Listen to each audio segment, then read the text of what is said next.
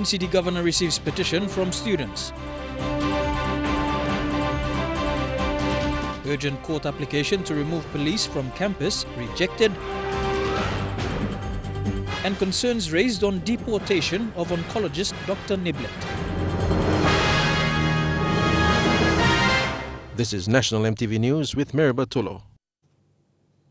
Good evening and thank you for joining us for Thursday's news. NCD Governor Poas Pakop received the petition from the UPNG Student Representative Council today, assuring students that he would personally deliver the petition to the Prime Minister's office. SRC President Kenneth Rapa said the students want the Prime Minister to step aside within 24 hours or there will be mass withdrawal.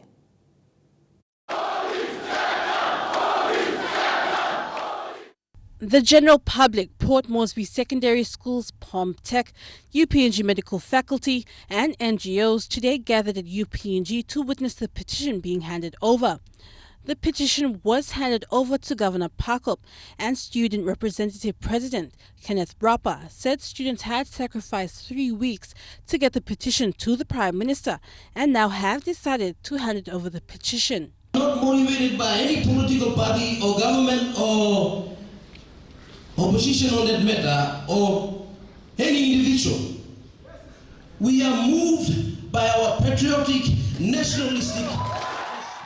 He said the students would give 24 hours for the Prime Minister to step aside or students would mass withdrawal. We representing the 4 state universities and the 8 million people, what we are saying is step down from the office of the Prime Minister, which belongs to the 8 million people, which is very important. Doesn't step down, then we will step out and go home. Governor Poas Pakop commended the students for showing their democratic right to air their opinions on political issues. He also said he was not directed by the Prime Minister to receive the petition, but as the governor of the nation's capital, he volunteered to assist. I want to commend you and I want to congratulate you for your passion for our country. I want to assure you all that I will take it directly to the Prime Minister, and the outcome of the petition, I cannot decide. I cannot dictate. It is a petition that goes to the Prime Minister. It will now be a 24-hour wait to see what the Prime Minister's response and the actions of the students will take if they are not happy with the outcome. Adelaide Xerox, Kari, National MTV News. Prime Minister Peter O'Neill has confirmed receiving the petitions from both the UPNG and Unitec SRCs. In a statement received by MTV News this afternoon, the Prime Minister thanked the students for the manner in which the petition was presented to his delegation. However, Prime Minister O'Neill said several assertions made in the petitions are in court proceedings and a comprehensive analysis will be provided to students. The Prime Minister commended the students for expressing their democratic right in a responsible behavior for over the past 3 weeks. It was business as usual in Port Moresby City, however, more quieter than most days, and primary and secondary schools were also closed. This follows a call by the Coalition of Civil Societies for the shutdown of services today. An urgent application involving UPNG SRC President Kenneth Rapa and UPNG SRC versus Vice Chancellor Professor Albert Mellam, Police Commissioner Gary Baki and others was heard this afternoon before Justice David Cannings. Yesterday, the students requested for an ex parte hearing, requesting Justice Cannings to grant a restraining order to remove the police from campus. Justice Cannings opted for an in parte hearing and ordered that all parties be served with the notice. Today, he rejected the application due to lack of evidence provided. The National Court has rejected the UPNG SRC's urgent application to restrain police from the campus because of lack of evidence. Justice David Cannings said there is insufficient evidence before the courts to demonstrate which particular rights of students have been breached. After making this decision, Judge Cannings said the police must be reminded of their constitutional duties to maintain peace and order, and students not to resort to violence. Cannings said the SRC is free to bring the matter back to court after they collect enough evidence to support the allegations of suppression of freedom of expression. SRC lawyer Robbie Jansen said after the court that he will be back tomorrow or the day after to pursue the matter. Basinata Yama, National EMTV News. Papua New Guinea University of Technology students have gone on an indefinite boycott of classes as of 2 p.m. this afternoon. The move comes after they claim the Prime Minister Peter O'Neill failed to directly respond to the students' petition asking him to step down after 48 hours. The Student Representative Council is going to meet with provincial heads this afternoon to discuss the next course of action. Bethany Harriman with this report.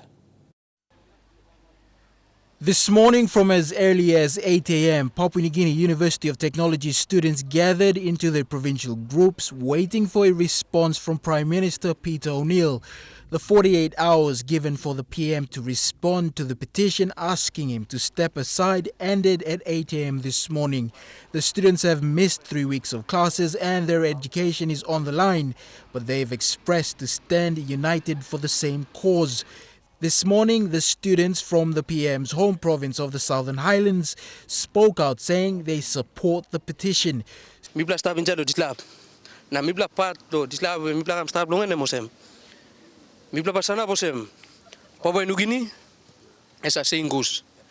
you are in Rome, do what Romans do. Students from the Chimbu province also stand by the call for the PM to step aside. They say there was a public forum held in Kundiawa town today. Response no come good lo mibla on other steps na one steps so mibla just wait so in the hope that the response must come good lo mibla. There is overwhelming support from all the provincial groups at the university, and the students have conducted a referendum facilitated by the PNG Electoral Commission to allow the boycott to happen legally. By 2 p.m. this afternoon, the Student Representative Council made the announcement in a forum that the Prime Minister hasn't responded to the petition, even though attempts were made to contact his office, and there will be an indefinite boycott of classes. Give the government 48 hours, the Prime Minister, to respond to our petition. And the petition, the 48 hours lapsed this morning at 10 o'clock. And we were expecting a response from the Prime Minister. To respond to what we have just stated in our terms. But unfortunately we did not get a response, and you have seen the reaction from the students. Students were too silent, they were run off. We felt really down for what our leaders have done. They should have at least given us a response to our petition. The SRC president has made an announcement on behalf of the students that all academic assessments has formally ended this afternoon. Prime Minister Peter O'Neill hasn't responded to the petition given by the University of Technology's student body. As of this afternoon, the SRC has announced that the student body will carry out the indefinite boycott of classes. They will be meeting with provincial leaders this afternoon to discuss the next course of action. Bethany Harriman, National EMTV News, Ley. Mulbaya MP Koi Trape says students have the right to hold protest marches. However, they must respect their education. A strong support of the current government, the member says university students planning protests and rallies must consider their learning hours and limit the time in getting involved. The district has been supporting tertiary students by subsidizing their fees in the last 3 years. Mr. Trape says he is yet to speak with Mulbaya Lumusa students in various tertiary institutions. The country has some concerns. Okay, if the students they consent, that's okay, but to a certain limit, not for 2 weeks or 3 weeks. That is not home. So yeah, for a day or two, you know, if they've got any concerns, they can. You know, it's a free country. They can. The Combined Health Workers Union has voiced concerns that the continuous boycotting of classes by UPNG medical faculty students will affect the normal operations of implementing health programs in the country. They said there will be a gap in the delivery of health services if over 300 health practitioners did not graduate by the end of this year. Eric Harupma with this report. Given the prolonged boycotting of classes by University of Papua New Guinea students, including the medical faculty students, much emphasis has been given on the viability of their academic studies. UPNG students have been aware of that through a Senate resolution outlining conditions for them to resume classes. However, it's 2 weeks into the semester and students were frustrated because there's no response from the government. This afternoon, NCD Governor Powes Pakop was present to receive petitions from the university students. Concerns were raised by Combined Health Sectors Workers Union comprising of the National Doctors Association, PNG Nurses Association, Community Health Workers Association, Allied Health Workers Association, PNG Health Support Workers Union, Health Extension Officers Association, Medical Laboratory Technicians Association and Environment Health Association. And the School of Medicine, as you know, is a School of Medicine produces medical doctors, specialist nurses, public health people, and so for dentists. So by the process of them not going to school, and if the mass closure happens, right, we will be behind by 2 years. Right, our training beside the school, beside UPNC, our School of Medicine training is that if you lose a year, you are foregoing 2 years of training. With the boycotting of classes, there's chances of making this semester unviable, and unfortunately over 300 health workers, including 30 doctors, will not make it to health institutions. In addition, union members also expressed dissatisfaction in the manner in which the government has cut back health services funding. What can we do? Some of us have actually bought medicines for patients. And so it is a situation that is affecting across the board. And so we are equally concerned. And you will see some of the contents in here actually address those issues. Eric Arupma, National EMTV News. The non-renewal of Dr. John Niblett's contract by the Health Department has concerned Northern Governor Gary Juffa. Governor Juffa said Dr. Niblett has been instrumental and has made major contributions in treating cancer patients in the country. Dr. Niblett is an oncologist, a specialist in the science of diagnosing and treating cancer. He was instructed by immigration to leave the country tomorrow. What justifies his removal? Why are they deporting him like this, in such a terrible way?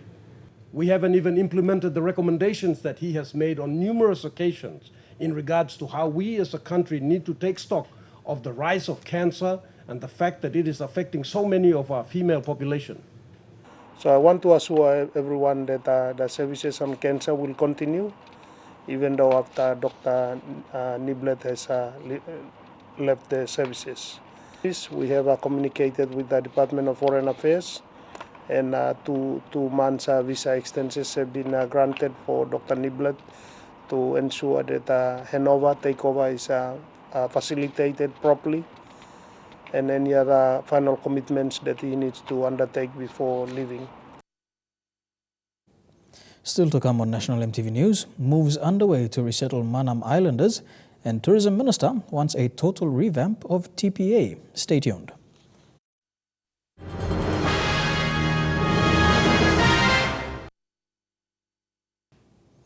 Welcome back to National EMTV News. Andarum in the Yawa LLG of Madang Province is the resettlement site for the volcano-displaced Manam Islanders. The Madang provincial government team visited the Andarum people and promised them much-needed services for allowing Manam Islanders to settle on their land. Some 20,000 Manam Islanders will settle in Bogia district. Andarum is a very remote area located several kilometers inland from the Bogia district station. Now they've been promised development, services coming to them, and not them walking out to the main road for days and then catching a PMV into town just to access basic services. The Madang provincial government team visited the people and told them that they will get much needed services they deserved for letting the volcano-displaced Manam Islanders settle on their land. You talk yes long big plus senis lokam. You talk yes long Manami come. Manami wo what the government here and me pull him hand long government, big plus government, and legally government to come here. Senis back come here and by not legally. Governor Kass pointed out that if it wasn't for the Andarum people's assurance The Manam Islanders would still be fighting against themselves and the host communities at the care centers. Suppose all Manam is tapiet long all place tamblo. Tomorrow this la heavy long kilim all yet bago yet. Me no can hide na tok. This la bel heavy long crossbite na melong all yet na go kilim all yet and by go big pla. The governor, however, warned the people that development means roads and bridges connecting Underroom to other places and may very well mean problems of criminal activities also finding their way into the area. Plant heavy become. But time road come up here. You yet you man blow skelim, you yet you man blow houseboy. Sit down, na school him good all young fla blow you, all young fla man, all young fla Mary blow you. Long only mas be anim. The Yawar LLG president, on behalf of his people, thanked the governor and his team and his people for accepting the Manam Islanders. Milak make you one big talk. Thank you too. You people Underroom look somewhere that this la. Emino say one walk nothing bakam noga this la. And by service come inside one time can help you walk at a man Mary blow me long inside long. He gong Boga district Underroom na Papua New Guinea half long and Bogota. Rachel Shise, National MTV News, Madang. Work on resettling the Manam Islanders in Underroom is in progress, with the headquarters construction well underway opposite the Holy Spirit Secondary School in the Bogia district. Rachel Shise visited the project site to give an update on the construction phase of Underroom town. Work on the Manam Resettlement Authority project headquarters is well underway opposite the Holy Spirit High School in the Boget district of Madang province. We haven't finished this area yet. This is the headquarters only. We have got the governor now visiting the office. Office has got about 9 offices in there. And then we got 10-man dormitory and 4 staff houses. This is in a lead-up to the building of a township at the Islanders resettlement site in Underroom. We located, they identified the land, 7,150 hectares, plus land for the town. It's about 400 hectares. And the airstrip, which is yet to be identified. Akuram says this migration of people from one setting to another, the coast to the jungle in this case for the Manam Islanders, is the first of its kind in the province and is therefore sensitive. Unlike any other projects, this is very sensitive. And whatever we do, we have to consider all facts of life of a human person. He pointed out that the plan includes the islanders' host communities back at the care centers. The impact areas are the host communities on the current care centers. We will help them, and also we will help the new host communities. Whatever we do for the for the resettlement people, we will do the same for the landowners too. The Underroom Resettlement Township development will also extend to what's being termed as road corridor impact projects. This is huge. There will be plenty. Each village along the corridors will have to at least assist them with some project. The idea is to make this project user-friendly, where people can say, look, we benefited, we know this is our project. The headquarters will be officially opened by the Prime Minister Peter O'Neill once completed. Rachel Shise, National MTV News, Madang. The newly elevated Kerema Secondary School has resorted to asking parents to pay some fees to the school as donations to ensure the school remains open. Principal Linda Curry said she has made some tough administrative decisions to help the school until they receive their next tranche of TFF funds. The drastic measures meant not hiring, and some ancillary staff have been laid off. The security guards, the extra carpenters, the cook, the driver, and typist, I didn't get one. An ambassador, I cannot get one. That's not enough money to pay all these people. Principal Curry has had to do the administrative roles herself. The school has resorted to asking parents to donate. Curry said the delay in receiving their funds last year meant they operated on credits which were all repaid this year. The 40,000 kina they received for this term is not enough to cater for all their operational costs. As a boarding school, Kerema Secondary needs 7,000 kina per week to ensure 229 boarding students are fed. The school has a total population of 458 students and 20 teachers. Ideally, the school will need well over 100,000 kina at the beginning of the year. Previously, the school received the unit value of each student, but with 40,000 kina given this term for administrative purposes only, the school is struggling. So far, each parent has agreed to pay 200 kina each to assist the school, and parents are standing by to do so. Sarah Aupong, National EMTV News. Minister for Tourism, Arts and Culture, Tobias Kulang, wants a total revamp of the Tourism Promotion Authority's marketing strategies and activities. While addressing participants at the Tourism Marketing Workshop, he highlighted critical areas of TPA's performance that needed improvement to support tourism development in the country. Tourism offers great potential for PNG. It is one of the world's largest industries and the fastest growing sector, generating approximately 10% of world GDP in 2015. Tourism is one of the strongest drivers of world trade and prosperity. Papua New Guinea Tourism Promotion Authority is the state agency responsible for marketing PNG as a desirable tourist destination. However, Minister responsible, Tobias Kulang, has described TPA's marketing strategy as being ineffective and lacking innovation to meet today's marketing trends. In terms of innovation, our marketing approach sucks. Our internet is very old for TPA. We need to change our approaches. It's digital technology era. I think the financial assessment for the last 5 years, and TPA on average spends 4 to 5 million on overseas marketing. I want to know where we are spending that 5 million, how we are spending that 5 million. South Pacific Games. In the books of TPA, we spend only 8,000 kina on local marketing and still 5,000 kina overseas marketing. We have an opportunity here. We didn't have to go outside. The countries of the world, the media of the world was glued on us. We had the opportunity to sell this country. We lost it big time. Since taking office in April, Minister Kulang has been critical of TPA's performance, saying it is questionable given tourist arrival statistics and the current destinational marketing campaigns.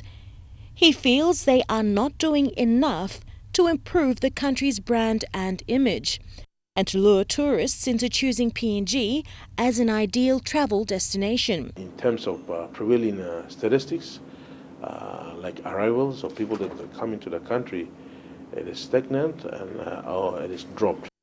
The Tourism Marketing Workshop saw those in the tourism industry from tour operators to hoteliers, airline companies and other stakeholders, including the media, meet to discuss ways forward to boost tourism in PNG.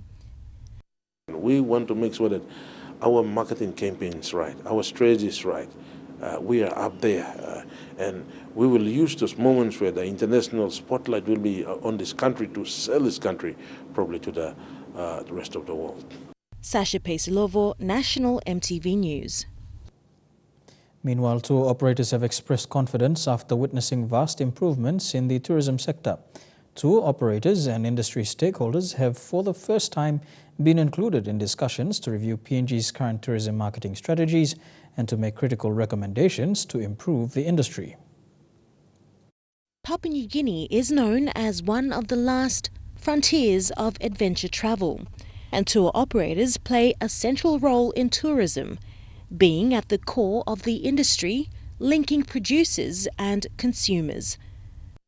More tourists, greater investment, economic growth. The call to include tourism stakeholders to work with TPA and the Tourism Ministry to collectively discuss ways to enhance tourism in PNG was made by recently appointed Minister for Tourism, Tobias Kulang.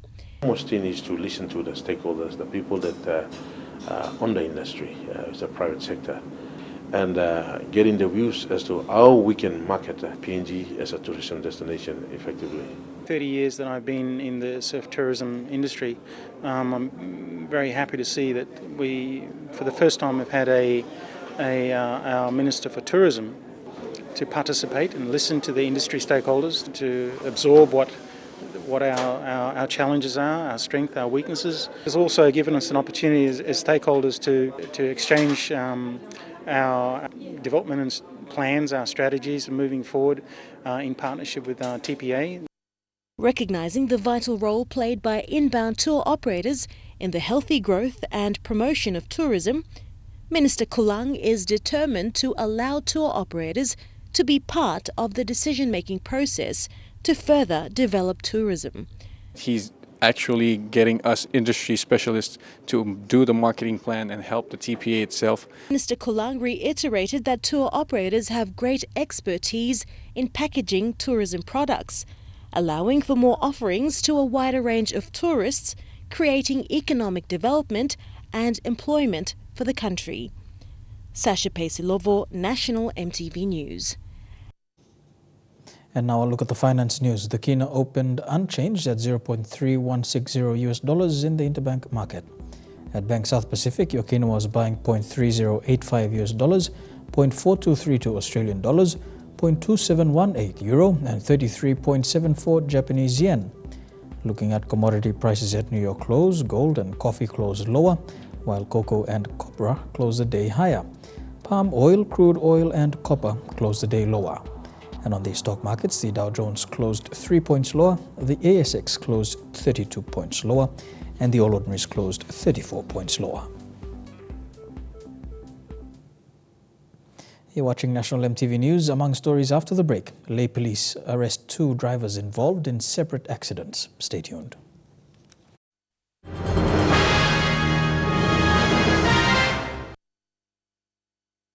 Welcome back to the news. The final training for PNGDF recruits was conducted this morning. It's the conclusion of the dawn exercise and is known as the attack phase. This exercise concludes over 3 months of core training, which prepares the recruits for their postings to other provinces. This is the first batch of recruits for 2016. They will be graduating next Friday. Now what is happening now is that the recruits will walk for 8 kilometers. This is an exercise to test their endurance.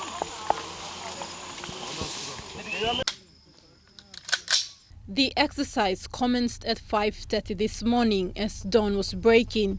The attacking team comprising of recruits, while the defending team was made up of PNGDF soldiers. This exercise is crucial as it prepares soldiers on what to expect during a dawn attack and how to defend themselves from the enemy. Communication remains an important tool in this exercise. After every attack, the company does what is called reorganization. This is when assessments are made, and if a soldier is injured, he will be treated by the medical officer. This is the second batch of the 2016 recruits.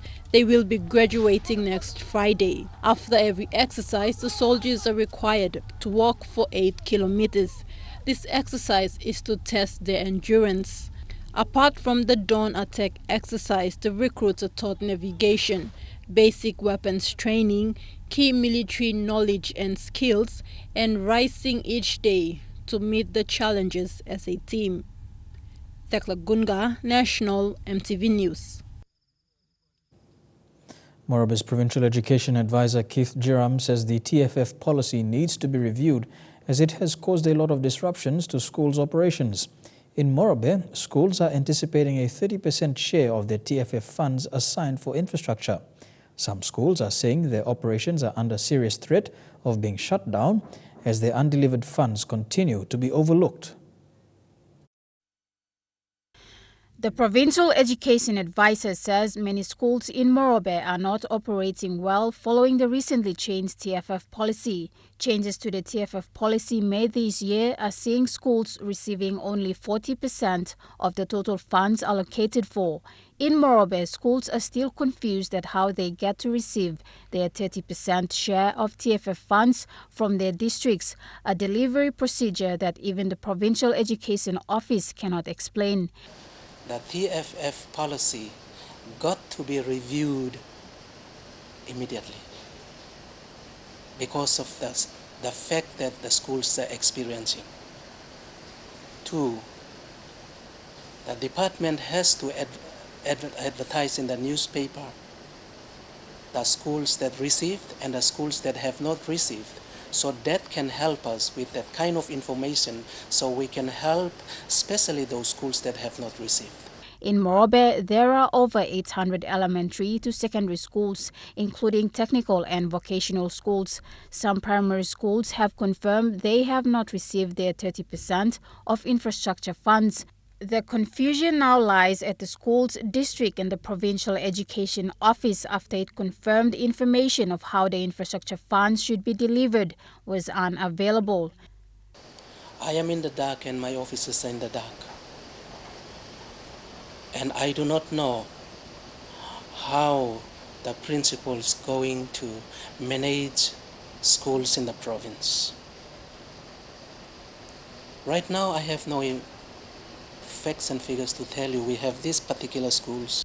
This has caused a lot of interruptions to school projects that have been initially constructed using TFF funds that were paid directly to them over the years. Colin Barilai, National EMTV News, Leh. A significant amount in training fees for 165 teachers from 63 elementary schools in the Leh district is yet to be discussed by the Provincial Education Board before a final decision is made. The training is a partnership program by the Provincial Education Division, Teachers Education in Port Moresby and Balob Teachers College. It will commence in June this year at Healths Park in Finchafen District, Morobe Province.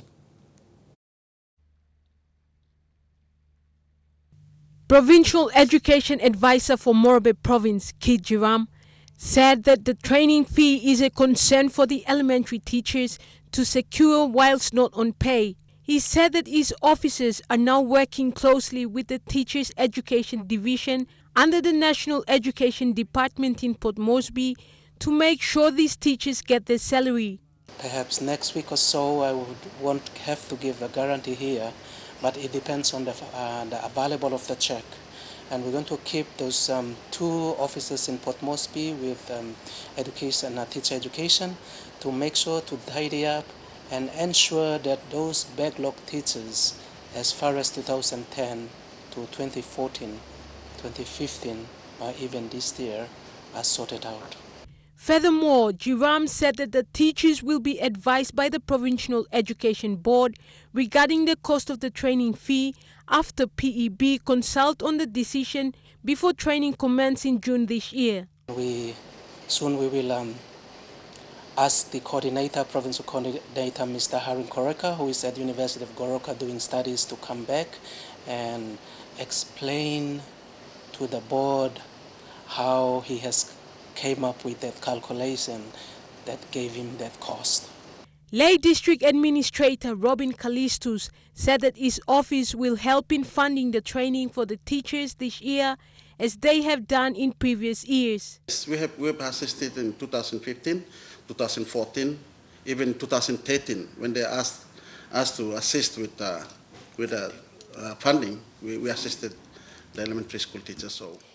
District Education Manager Kaumulaga said that elementary education is the foundation of the education system and teachers must be well trained and paid in order to deliver quality education to the younger population of this country. The such training should happen because elementary is foundation. Julie Badui Owa, National EMTV News, Leh. Leh police have formally arrested and charged 2 drivers involved in 2 separate accidents 2 weeks ago. Investigations into the accident along the Salamander Road on May the 5th, where a young man from East Sepik province was killed instantly and a young girl hospitalized, have been completed. Meanwhile, the driver of the PMV bus that ran over a pedestrian in front of the Bugandi Secondary School on May the 7th has been formally arrested and charged for the offence.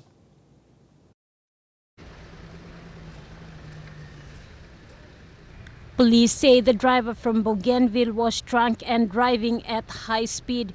Lay Metropolitan Commander Chief Superintendent Anthony Wagambi said the driver had caused a minor accident along the 3 Mile area as he was heading into town. The occupants of the other vehicle tried to stop him and report him to the nearest police station. However, he sped off and went to Salamander, where he ran into a bus belonging to a security company. He lost control of the vehicle and it spun to the opposite side of the road. The vehicle hit the young man and the girl. The driver was hospitalized with very serious injuries from the accident, and was discharged on Monday. And as we're speaking now, he was visited by the traffic officers yesterday, and looking condition below him now. As of today, right now as we're speaking, he's being interviewed, and before 4:06 he'll be formally arrested and charged for the offence. Meanwhile, the driver of another accident was also arrested and charged for dangerous driving causing death. The driver of a 25-seater PMV bus had overtaken 2 vehicles before he saw an oncoming Nissan Navara youth. The driver attempted to pull away and get off the road, hitting a pedestrian who was walking on the side of the road. The PMV ran over the pedestrian, killing him instantly. The driver of a PMV bus has been arrested and charged, and now he'll be before the courts. Wagambi said these accidents are an unnecessary loss of life caused by excessive speeding vehicles. He added there are too many careless drivers in Ley. These tragic accidents are not the first in the city. In October last year, the driver of a Toyota Land Cruiser who was found drunk lost control of the vehicle along Cassia Crescent at Eriku, and the vehicle plowed head-on into 4 young women who were walking along the road. Mata Luis, National EMTV News, Ley. Usinobundi district in Madang province is eyeing the services of flying doctors to bring much-needed health services to its people. Usinobundi MP Anton Yagama believes this service is a solution given the harsh geographical conditions of the country. Usinobundi district has been struggling with the delivery of basic health services to its population. The rough terrain, deteriorating road network and slow funding has never been easy for the district to improve services in its health sector. In a visit to Wewak recently, the Usinobundi MP and district officials met with Dr Max Griffith, a flying doctor who believes mobile air services is an opportunity to serve the rural people of PNG. You know, that the services can come to them and they have access to services which will help them overcome some of the greatest problems that they confront. Dr Griffith's discussion with the Usinobundi district has drawn results for the assembling of 15 containers to be airlifted for medical officers into the Gamma ward in the district. You may now like working on a container now. The man now block is container now use him now put him on medicine now on this block RM or get them the current gonna put him say no village train him all mama look at him all mama block. Dr Max Griffith has been working closely with the Australian flying doctors. He believes districts in PNG should use helicopters as most districts struggle to build roads and bridges for people to access health facilities. Is that helicopters, which are quite appropriate for a mountainous area where conventional planes cannot land, that helicopters could be the answer and will be the answer. Make now service block of sick because there are no village. So people come because all you got is la bell tuna, bell crab long all this la kind one direction so. Usinobundi district is now embarking on a 3-year plan to put the Flying Doctors project into operation for budget purposes.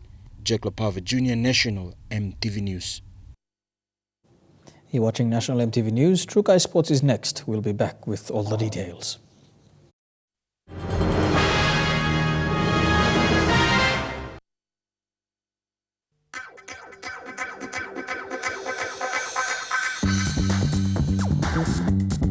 Trukai Sports.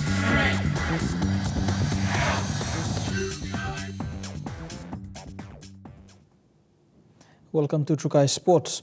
PNG RFL CEO Bob Cutmore says the Melbourne Storm offer for Justin Olam is clear indication that the SP Hunters program is effective.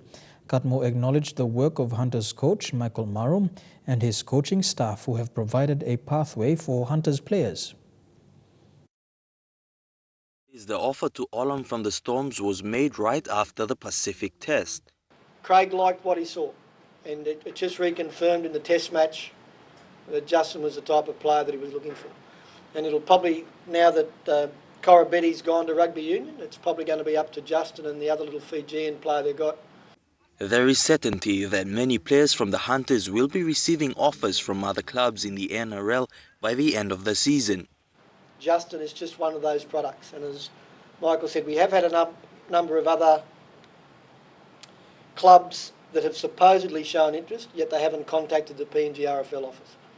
There is a definite NRL guidelines and procedures that have to take place. Melbourne Storm followed those guidelines and procedures. Justin's rise from the Lace Necks Tigers in 2015, SP Hunters in 2016, and now an opportunity to make a mark in the NRL reinforces the PNG RFL's player pathway to those players who wish to commit and dedicate themselves to continue to develop as a player and a person. I said he was a well-educated, very committed and dedicated player, and he was showing that in the Hunters pathway thing under Coach Marum. And as I said, Michael deserves a lot of credit for all that's happened with this playing group and the Kamul staff and the Kamul players. He's given a distinct and disciplined pathway for players to achieve. Elijah Lavette, National MTV Sports. Gahuna Silas has been suspended from the SP Hunters camp and further training due to his failure in maintaining the values expected of SP Hunters. PNG RFL CEO Bob Cutmore says the suspension was effective as of Tuesday, May the 17th. The suspension can be lifted depending on Gahuna's ongoing commitment and dedication to the values of the SP Hunters and his willingness to show his fellow players and staff of his determination to give his best. Silas, I think everyone knows that we got here. He was suspended because of just some stuff he did that it's not right by the team. So yeah, so we given him time off to think through and call him up again, do some fitness before he comes back in there. But yeah, now at the moment he's been sent home, and so that's a lesson for him. So and with the other players too. So indefinite period. So depending, it's like Timothy Loma. Okay, we send him away. So and yeah, these players need to probably just understand that we got code of conduct stuff like that. So yeah. Trukai Sports continues after the break. Don't go away.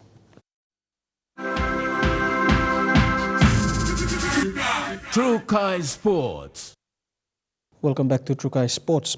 The OFC Nations Cup tickets will be available at Big Rooster's 11 outlets in Port Moresby and Lae.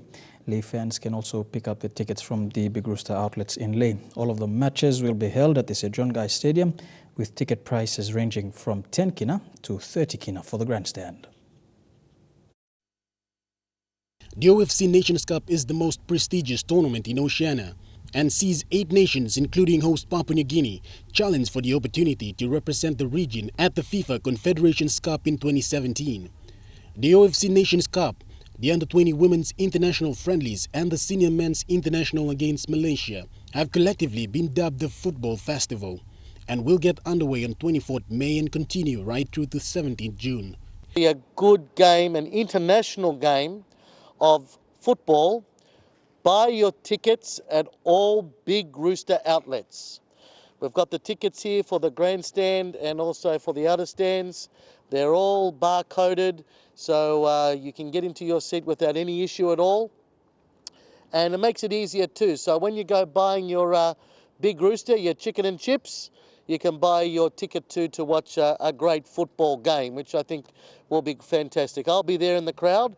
When I go and buy my Big Rooster tomorrow, I'll also go down to buy my tickets too for this Nations Cup. The OFC Nations Cup gets underway on 28 May when the defending champions Tahiti start their title defense against Samoa, followed by home side Papua New Guinea taking on 2012 runners-up New Caledonia. The OFC Nations Cup final will be held at Sir John Guy Stadium on Saturday, 11th June. Teams have been preparing hard. This is a very important tournament for them.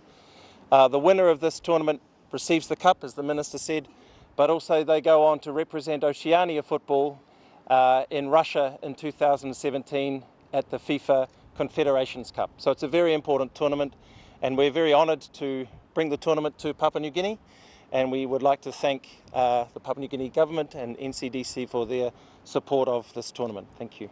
The tickets will be available for purchase from all Big Rooster outlets around the nation's capital and over in Lae. Other than that, the match between Papua New Guinea and Japan Women's Under-20 kicks off on 24th May. This will be followed by an encounter between Japan and USA on 27th May, before Papua New Guinea wraps up the tri-series against USA on 30th May. Shane Saroya, National EMTV Sports. To cricket, and Kenya is prepared for the match against the Barramundis in the final third-round matches of the International Cricket Championship. The match will be held on the 28th and the 30th of this month at Amini Park. Kenya is currently 4th on the ICC WCLC table, with the Barramundis 2 slots lower in the 8-nation tournament. Kenya's coach is confident his team will not travel back empty-handed. Meanwhile, the Barramundis are still maintaining their high-performance training in preparation for the game. Head coach Deepak Patel said there are lots of improvement in the Barramundis game and the team is looking forward to the challenge. He added this will be an invaluable experience for Team PNG as they have not played an international match in 3 months. And that ends Shukai Sports. Don't go away. We'll be back with all the weather details for the next 24 hours. Shukai Sports.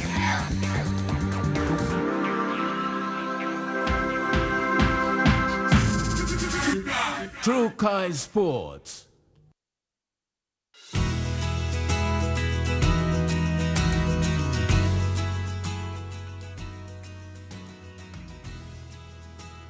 Taking a look at the weather forecast for the next 24 hours in the southern region, showers in most of the major centers.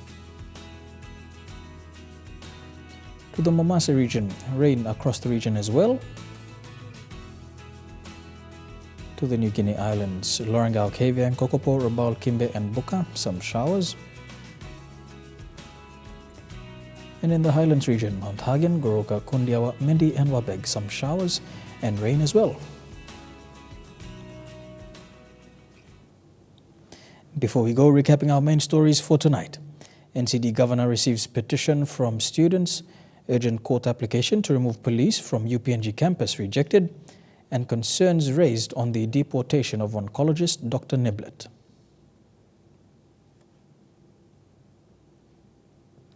And that's the news, sports and weather for tonight, Thursday the 19th of May 2016. On behalf of the EMTV News team, pleasant viewing. Good night.